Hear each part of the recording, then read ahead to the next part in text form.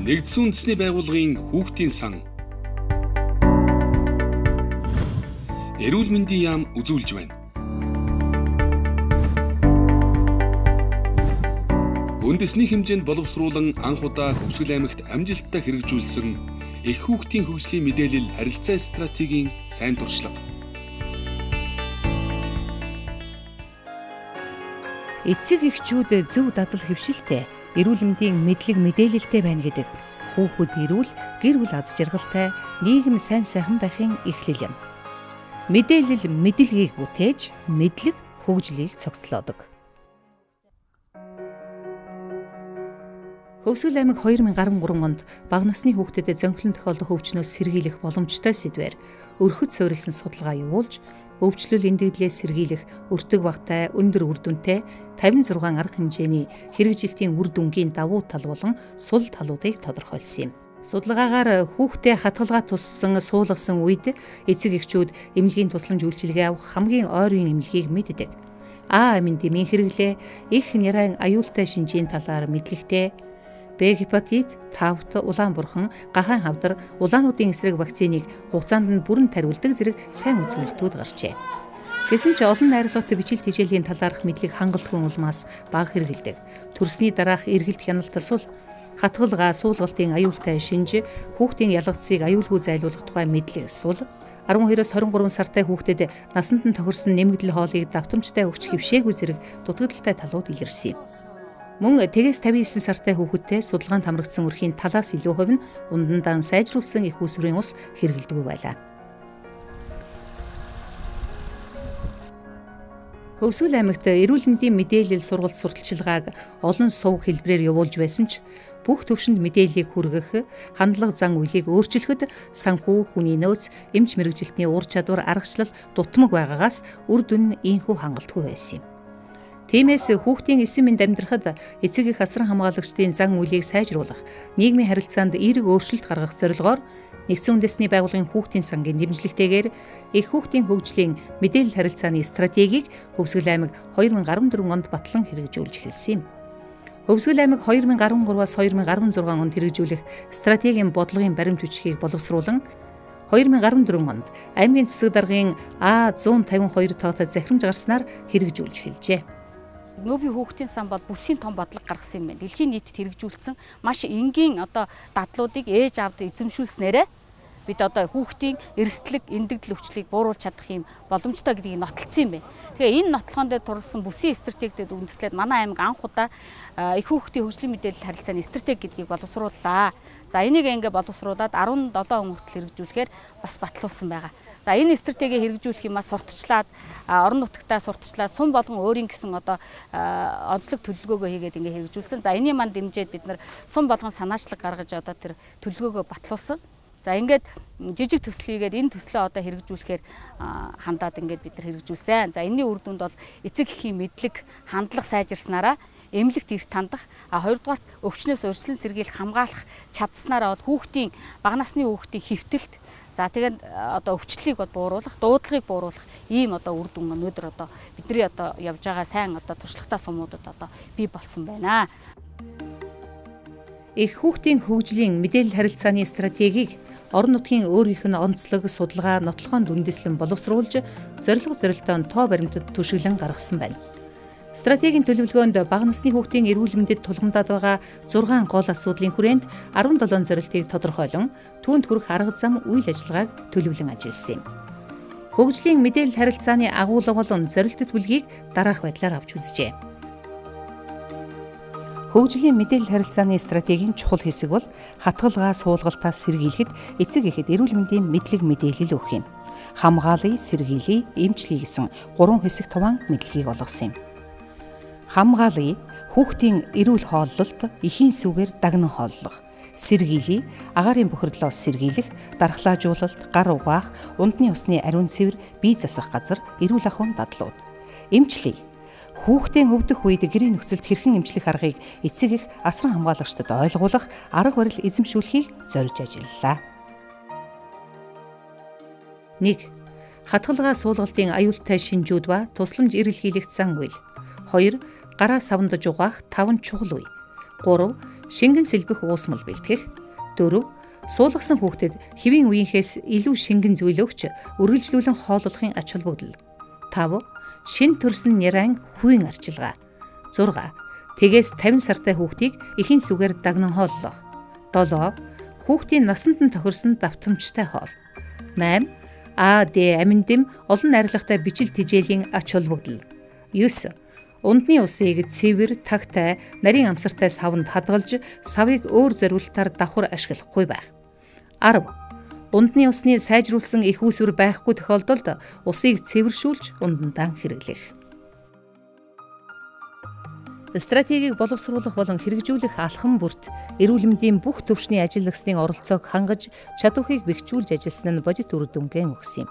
Тодорхойлбол дээрх судалгааны үр дүнг суурь үзүүлэлт болгон өрх сумдын эрүүл мэндийн төв эмч мэрэгжилтнүүд байдлыг сайжруулах төслөн өөрсдөө боловсруулан аймгийн эрүүл мэндийн газар болон нэгдсэн үндэсний байгууллагын хүүхдийн санд танилцуулж хэрэгжих боломжтой шилдэг төслүүдийг шалгаруулан санхүүжүүлжээ. Эдгээр төслийн хэрэгжих арга замыг хөгжлийн мэдээлэл харилцааны стратегийн хүрээнд олон арга хэлбэртэйгээр олон сувг ашиглан олон нийт эцэг эхийн сонирхол татсан хэлбэрээр явуулахыг чухалчилсан байна. За энэ төслөө бол бид хүн болвол ер нь тэгмийн сургалт, дадлгын сургалт гэдгийг хослуулан хийхээр төлөвлөөд за яагаад энийг хийхээр бас юм ихээр би 2014 оны 11 сард бол Япон оронд бол их хүүхдийн практик сургалтанд суугаад ирсэн. За энийг үндэслээд болохоор бас бид нар ард иргэд болон за эмч мэрэгчлэтнүүдийнхээ бас мэдлэг чадварыг дээшлүүлэх за хүн бас 1000 гарснаас нэг хийж үзээ гэсэн бас чиглэлээр хийсэн. За энэ манай юу манайгаа бидний тогтжуулсан дадлага практикийн материал хэрэгслүүд байгаа. 2014 онд 25 төсөл буюу 23 сумын их баригч, бага эмч нарын нийгэмлэг болон орон нутгийн далайн ээжийн зэрэг төсөл, 2015-аас 2016 онд 29 төсөл буюу сум өрхийн 28 эрүүл мэндийн байгууллага болон орон нутгийн мөрөн телевизийн төслийг дэмжин хэрэгжүүлсэн байна. Стратегийн хүрээнд эрүүл мэндийн байгууллагууд тэгээс 59 сартай хүүхэдтэй 5240 эцэг эх, 2219 жирэмсэн эхэд ганцаарчилсан зөвлөгөө өгсөн байна. Мөн зорилттой бүлгийн ээжүүдийн дунд 10 удаа дэмжлэгт бүлгийн ярилцлага, сумдад 10 удаагийн дэмжлэгт бүлгийн уулзалтыг зохион байгуулжээ. Хөгжлийн мэдээлэл харилцааны стратеги хүмүүсийн мэдлэг дадлыг сайжруулснараа бид нар маш бага зардлаар хүмүүсийн эрүүл мэндийг хамгаалах, сэргийлэх ийм боломжийг бүрдүүллээ. За дараагийн дугаарт нь бол бид нар ерөнхийдөө эдгээр төслийг хэрэгжүүлсний үр дүнд Төгсгөл аймагт хүүхдтэй орон нутгийн хөтөлбөрийнхаа эрүүл мэндийн ээлтэй үйлчлэгийнхээ үр дүн шалгуурыг хангах ийм боломж нөхцөл бүрдсэн. За нялхас бага насны хүүхдийн хоол тэжээлийн хүрээнд бол бид нар үндсэндээ Төгсгөл аймаг хүүхдийн өсөлтийн хяналтыг бол 70-80 орчим хувьд хүргэж чадсан.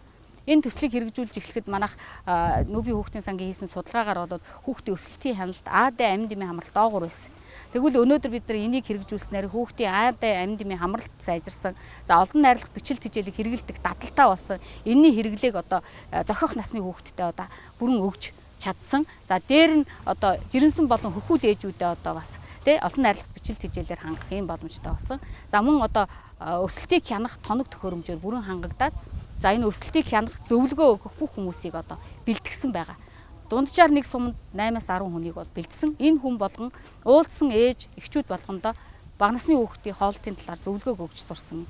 За энэний үр дүн бол өнөөдөр бага насны хүүхдийн доторх хүүхдийн өсөлт тосролт гэхэд 2012 оноос 13 онд бол 13% болж буурсан байгаа.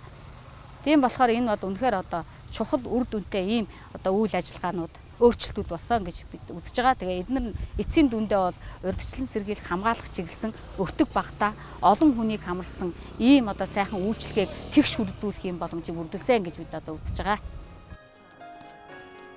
Хувь хүн, өрх гэр бүл хамт олон өөрсдийн эрүүл мэндийн төлөө эерэг үйлдэл хийж, эрүүл мэндийн зөвлөгөө бүхий чанартай тусламж үйлчилгээ хүртэж, эрүүл зан үйлийг бусдад түгээсэн сайн туршлагаас хуваалцъя.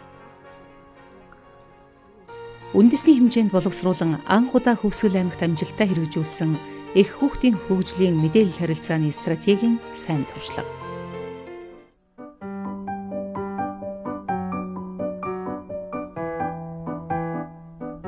Хүүхдийн асрах, хооллох зэргийг бид эмэгтэй хүний л ажил мэтээр ойлгох нь олонтой. Гэргийгээ ийш тийш явсан үед аавууд хүүхдээ харах хооллох ажлыг хариуцаж үлдэнэ. Энэ үед аавууд ээжүүдээс дутхгүй мэдлэг туршлагатай байх хэрэгтэй болдог. Хөвсгөл аймгийн Тариалан сумын Давааны ар багийн малчин Пүрбэбаатрих 3 хүүхэдтэй. Удахгүй бүл нэмэн. Хэцүү хэцүү. Эхнэр төрөхгүй явахаар одоо хэцүү байдаг. Хоол ундаа одоо тэгэл одоо боорцог ягаар идэхгүй тэгэл вантан гарлаа болгодгийг. Хариуцлагатай алба хашгаар үлдсэн аав ээжээс дутахгүйгээр хүүхдээ асарч харж хандахыг хичээнэ. Хүүхдүүдээ сайн асарч зөв хооллох, удахгүй мэдлэх шинэ хүнээ бор хоолнд ороход ямар хоол тэжээл өгөх талаар мэдлэгтэй болохын тулд Пүрбэбаатар багийн төвд болж байгаа хоол тэжээлийн сургалтанд суулаа. Орон нь болохоор төмсөнд болохоор тэр нэг бүтэн нэг тал төмсөл ордог. За тэрийг сайхан 20-30 минут арилгаж байгаа сайхан буцалгаад болгосон хойно энийгээ сайхан ингээд жигдэртэл нухна. Өшөө сайхан нух, өшөө сайн нух. Тариалан сум аавуудын сургалтаараа аймагтан анхдагч. 2013 онд суманд анх хүүхдийн сувилал ажиллуулж эхлэхэд ердөө 3 аав л хүүхдээ авч ирдэг байж. Үүнийг анзаарсан эрүүл мэндийн төвийн нийгмийн ажилтан Эрдэнэ Чимэг аавуудын оролцоог нэмэгдүүлэх хэрэгтэйг мэдэрч жирэмсэн эмэгтэй хөхүүлэх, нялхас, бага насны хүүхдийн хоол тэжээлийн талаар аавуудын дунд сургалт зохион байгуулж хоол хийх дадлага олгож эхэлжээ. Гол нь хүүхдийн төлөө шүү дээ. Хүүхд маань эрүүл сарвал өсөхийн тулд гэр бүл төлөлт эцэг эхийн оролцоо хоёулаа жигд байжээж энэ эрүүл сарвал эрүүл хүүхд өснө гэж бодоод аавуудын сургалтыг санаачилсан юм аа. Сургалтын үр өгөөж их учраас олон ч газар аавуудын сургалтыг зохион байгуулдаг болж одоо ар тарих Давааны ар болон сумын төвийн 5 багт аавуудын сургалт эрчимтэй явагдаж аавуудын дэмжлэгт бүлэг бий болоод байна. Өөрөөр хэлбэл аавууд аавдаан зааж сургадаг болжээ. Сумын хэмжээнд ийхүү 68 аав сургагч багш болсон байна. 68 аав тус бүртээ тгээс 5 настай хүүхэдтэй 10-аад аавд мэдлэгээн түгээгээд байна. За би одоо 2 хүүхэдтэй хүн байна. Тэгээд том нь одоо 6-тай, 2 дахь нь 4-тэй. Тэгээд хамгийн бага маань жим багтаа гараад тэгээд энэ сургалтанд яваад 2-3 жил явж байна. Тэгээд төмсний нухаш төмсний бантан хийж өгөөд жин нэмэгдээд буцаад одоо хэвийн болсон. Олон төрлийн хоол хийж сурлаа. Энэ хэрэгтэй сургалт юм байна аавуудад. Хүүхдийг зөв хооллож, өсөл төвжилтийн дэмжинэ гэдэг зөвхөн ээжээс шалтгааллах ажил биш. Гэр бүлийн бүхий л гишүүдийн үүрэг гэдгийг сургалтанд суусан хүмүүс ойлгодог болжээ. Хөвсгөл аймгийн Тариалан сумын төвд хоол тэжээлийн зөвлөгөө өгөх 2 өрөө бий. Энд эцэг эхчүүд, эмээ өвөөнөр, асран хамгаалагчид ирж хоол тэжээлийн ганцаарчилсан зөвлөгөө авдаг. Одоо ч гэсэн юу? Тэгэхээр чи хүүхд чинь хэмжээ бага байна тийм. Одоо бол энэ аягаар болоод одоо 250 г хэмжээтэй ийм аягаар хүүхдэд хооллох нэ.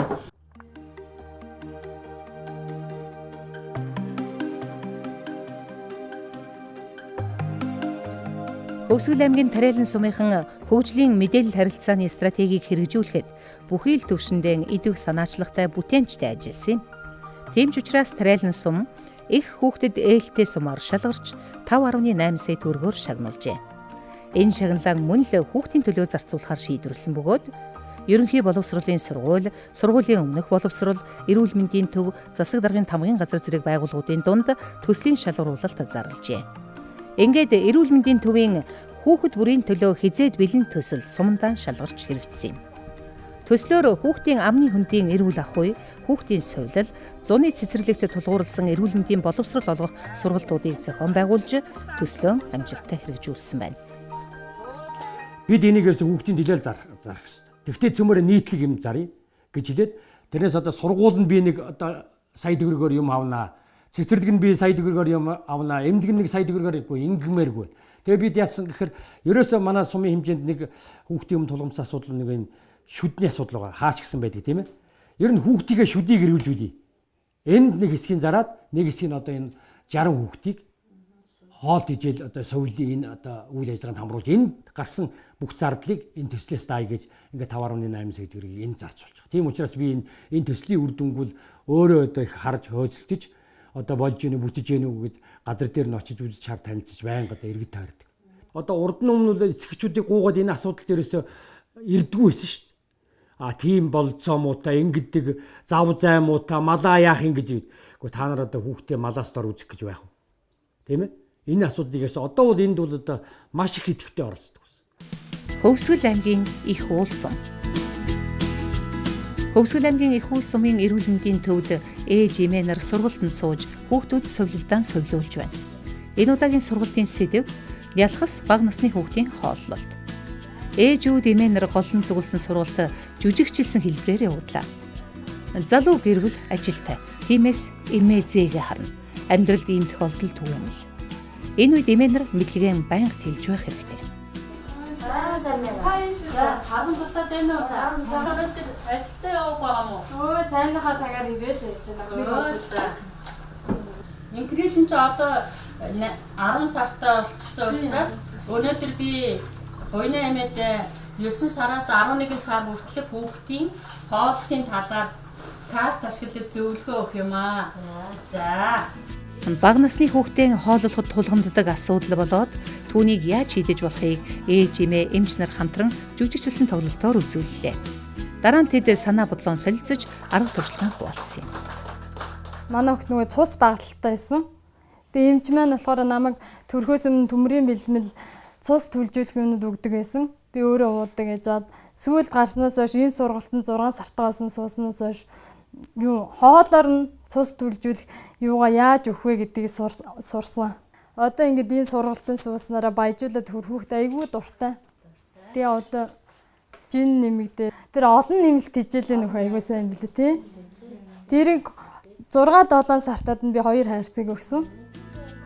Хүүхэд амьдралын ихэнх үедээ хоол тэжээлийн дутагдалд өртснөөр биеийнх нь бүтцэд өөрчлөлт орж зүрх судасны өвчин, чихрийн шижин, тархалт зэрэг халдварын бус архаг өвчнөд өртөмтгий болдог.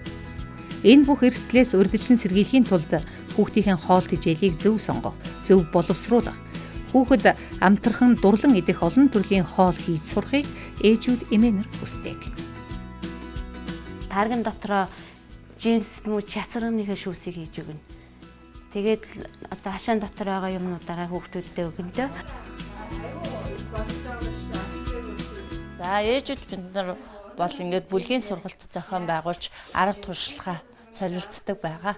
За би энэ сургалтанд сууснараа бол би өөрийнхөө хүүхдийг бол өдөрт 2-3 удаа хоолдог байсан. Одоо энэ сургалтанд сууснараа бол хүүхдийг ер нь 2-3 цагийн зайтай 5-6 удаа хооллох нь зөв юм байна гэдгийг мэдэж авснаар одоо энэ юуныхаа сургалтынхаа үр дүнг ашиглаж хүүхдээ хоолж эхэлсэн байгаа.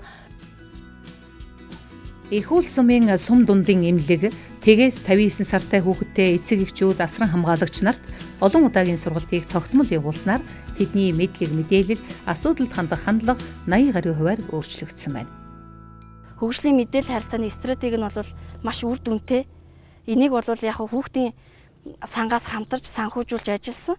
Тэгээ энэний хүрээнд бид нар эцэг эхчүүдэд анхан шатны эрүүл мэндийн анхан шатны боловсрол олгох сургалтыг явуулснаар бол одоо эцэг эхчүүдийн мэдлийн түвшин бол сургалтаас өмнө одоо нэг 20 хэдэн хувьтай байсан бол сургалтын дараа үнэлэхэд бол 80% болтлоо өссөн. Бид нар бол хүүхдийн өвчлөлөөс, осол гэмтлээс, хүүхдийн эндэгдлээс сэргийлж чадах амжилттай алхам гэж үзэж байгаамаа. Хөвсгөл аймаг 2015 оны 6 дугаар сараас бага насны хүүхэдтэй өрх гэр бүлд зөвлөгөө өгч гар угааж хэвшүүлэх, суулгалт, осол гэмтлээс сэргийлэх гэсэн үндсэн 3 чиглэлээр мэдээлэл, сургалт сурталчилгаа явуулсан байна. Нийт 177 удаагийн сургалтанд 7547 хүн хамрагджээ.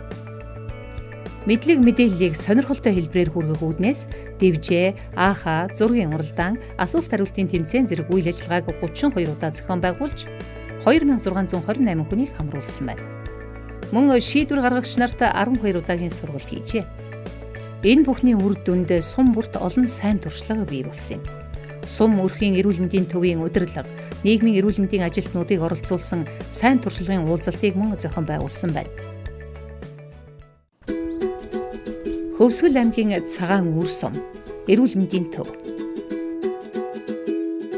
Цагаан үр сумын эрүүл мэндийн төв дадлага хийх иж бүрэн хэрэгслээр хангагдсан сургалтын өрөөтэй учраас танхимын сургалтыг дадлагын сургалттай хослуулан хийдэг. Энэ удаа шингэн алдалтын үед шингэн сэлбэх, суулгалт өвчний үед гараан зөв угаах, жирэмсэн ээжүүдийн ачааллыг аавуудад мэдрүүлэх гэсэн 3 сургалтыг зохион байгуулахаар төлөвлөжээ. Хатуу савн одоо олон хүн гараа дамжиж тийм савн чинь ингээд нэг хэртэй энэ тавьсан байдаг шүү дээ. Тэн дээр чинь нэм байх хэрэг хөвчдөг учраас шингэн савныг сонгож гар аваалтан дээр хэрэглэхийн зүйтэй байдаг. Бохир гар 70 гарын өвчин үүсгэх эрсдэлтэй байдаг учраас гараа хэрхэн дарааллын дагуу зөв угаахыг болон гэрийн нөхцөлд хоросол буюу шингэн сэлбэх уусмлыг яаж найруулж хэрэглэх тухай энгийн хэрнээний шаардлагатай мэдээллийг сургалтанд оролцогчдод шимтэн сонслоо. Хэрвээ дуусахгүй үлдэх юм бол шууд тэрийгээ асгана шүү дээ. Дахиж болов хоноод чиглэхгүй гэсэн. Шингэн сэлбэх уусмал бэлтгэх сургалтын дадлагын хэсэгт ээжүүд түлхүү оролцсон бол дараагийн сургалт илүү аавуудад чиглэсэн байлаа. Аавуудад 11 кг элс хийсэн хувцас өмсгөж 10 сартай жирэмсэн ээжийн ачааллыг мэдрүүлсэн юм. Өндөрлөлтэй байдаг юм байна. Энэ сургалтын сууснаар л мэдэрлээ. Тэгэл одоо та нар чи үнээгээ саан хүүхдээ өшөө хүүхэд тэрэн тий. Эхнэрээ жирэмсэн байхад нь тэгээд анхаарал халамжаа сайн тавьж гараа гэж аавуудаа уриалж байна. Хөвсгөл аймгийн хэмжээнд эрүүл мэндийн төвөөс зохион байгуулж байгаа сургалтанд аавууд, эмээ өвгөөнөр, өсвөр насны ах эгч нарыг идэвхтэй оролцуулдаг бөгөөд ингэснээр гэр бүлийн бүх гишүүн, асран хамгаалагч нар хүүхдийн хоол тэжээл болон хатгалгаа, суулгалт өвчнөөс сэргийлэхээс эхлээд олон талын мэдлэгтэй болдгийм. Эрүүл зан үйлийг ийхүү бусад даан түгээж байна. Дүгнэлт сургамж. Стратегийг хэрэгжүүлж ажилласнаар Хөвсгөл аймгийн хэмжээнд дараах үр дүн бий болсон юм. 5 хүртэлх насны хүүхдийн дунд зөнхлөн тохиолддог өвчлөл буурсан. Нийт төрсэн эхчүүдийн 88.4% жирэмсний хяналтанд 6 ба түүнээс дээш удаа хамрагдсан. Энэ нь их болон ургийн эрүүл мэндийг хянах явц сайжирч байгааг харуулж байна. Бага жинтэй төрөлт өмнөх оноос 1.3 промиллээр буурсан. Жирэмсэн эхийн цус багталд 2.2 промиллээр буурсан. Томоогийн өвчлөл 10,000 хүн амд 801.4 промил болж өмнөх оноос 251.9-оор буурчээ. Сум өрхийн эрүүл мэндийн төвүүдийн дундаж үнэлгээгээр иргэдийн ундны усны талаарх мэдлэг 75.2% болж 4.2%-аар ахисан. Осол гэмтлээс сэргийлэх мэдлэг 68.5% болж 1.5%-аар ахисан. Эрүүл жирэмслэлт төрөлтийн талаарх мэдлэг 73.5% болж 3.5%-аар ахисан. Дархлаажуулалтын талаарх мэдлэг 93.5% байгаа нь урд оныхоос 13.5%-аар ахисан байна. Ийхүү зарим сайжирсан үр дүн харагдаж байгаа ч цаашид шийдэх асуудал анхаарах зүйл олон байна. Тухайлбал эрүүл мэндийн байгууллагын ажилтнууд олон дахин солигдож байгаа нь шинэ хүмүүст давтан сургалт явуулах, дадлагжуулах, хяналт тавих зэргээр нэг ажлыг олон дахин хийж байгаа нь стратегийн хэрэгжилтэнд сөргөөр нөлөөлж байна. Хөвсгөл аймагт бага насны хүүхдэд зөнхлөн тохиолдох, сэргийлэх боломжтой өвчний талаарх өрхөд суурилсан чанарын баталгаажлалтын давтан судалгаагаар нярайг гэрээр эргэх эргэлтийн хувь өмнөх судалгааныхаас дээшилж их хүүхдийн эрүүл мэндийн дэвтэр ашиглан эцэг эхчүүдэд зөвлөгөө өгөх хувь эрс нэмэгдсэн байна. Мөн 12-оос 23 сартай хүүхдэд насанд нь тохирсон хоолыг тогтмол давтамжтай өгөх үзүүлэлт сайжирчээ. Гэсэн ч олон үзүүлэлт хангалтгүй хэвээр байгаа учраас тулгамдж байгаа асуудлыг шийдвэрлэх шаардлагатай байна. Хоолоор нь цус түлжүүл юугаа яаж өгөх вэ гэдгийг сурсан. Би ер нь хоолоо их багдуулж ирсэн юм байна. Өнөөдөр ихт 2 төрлийн хоол хийж сурлаа. Сурах хэрэгтэй юм байна лээ. 9 төрлийн хоол хийж сурлаа. Гол нь хүүхдийн төлөө шүү дээ. Ээжүүдэд маш их туршлага болсон. Их хүүхдийн хөгжлийн мэдээлэл харилцааг цаашид тогтвортой, амжилттай хэрэгжүүлэхийн тулд эхчүүдэд утасны мессеж хэлбэрээр товч тодорхой мэдээлэл өгөх, орон нутгийн үзэгч олонтой телевизээр аймгийн хэмжээнд нэр хүндтэй зочин аав ээжээр дамжуулан мэдээлэл өгөх. Багийн бага эмч нар өрх сумын эрүүл мэндийн төвийн ажилтнууд мэдээлэл түгээхэд чухал ажил бодол өгч, эрүүл мэндийн төв дээрээ болон явуулын үйлчилгээнийхэн хүрээнд иргэдэд мэдээлэл өгч байна. Сумын төвд тогтмол зохион байгуулдаг олон нийтийн үйл ажиллагааны үеэр эрүүл зан үйлийг сурталчлах. Их хүүхдийн хөгжлийн мэдээлэл харилцааны 2013-аас 2016 оны аймгийн стратегийг хэрэгжүүлсэн сайн туршлагын тогтвортой байдлыг хангах, хөгжүүлэх. Өөрсдийн бий болгосон энгийн бөгөөд өртөг зардал бага, олон хүүхдийн эрүүл мэндийг хамгаалах, олон нийтэд түшгэлсэн нийгмийн эрүүл мэндийн болон эрүүл мэндийн анхан шатны тусламж үйлчилгээний арга технологион бусад аймаг үндэсний хэмжээнд түгээн дэлгэрүүлэх зэргээр цаашид сайн туршлагаан баттган дутагдaltaй байгаа зүйлээ сайжруулахад анхаарч ажиллах хэрэгтэй байна. Их хүүхдийн эрүүл мэндийн талаарх мэдлэгээ тэлж мэдээллээ сайжруулах нь ирээдүйн хөгжлийнхөө төлөө хийж байгаа чухал алхам юм. Эрүүл эхээс эрүүл хүүхэд төрж эрүүл сарвал бяцхан үрс маань баялагийг бүтээх болно.